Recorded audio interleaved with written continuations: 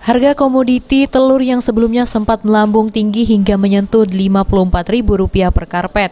Namun kini pasca tahun baru mulai berangsur mengalami penurunan harga di pasaran. Dari pantauan di Pasar Impres Kecamatan Lubuk Linggau Barat 2, harga komoditi telur turun sebesar Rp6.000 sehingga kini per karpet hanya Rp48.000. Turunnya harga komoditi telur sudah berlangsung 3 hari yang lalu. Akibat mulai banyaknya pasokan telur yang masuk ke pasaran, membuat harga telur mengalami penurunan. Meski harga telur turun, namun sejumlah pedagang mengeluhkan karena merasa dirugikan, lantaran mereka telah memasok telur saat harganya tengah naik. Kemarin sempat 50-52, sekarang udah 48 per karpet, berangsur-angsur turun. Sejak kapan kali? Udah 3 hari, 4 hari. Turun ya? Ya, mulai turun. Tri Hajaria, PAL TV.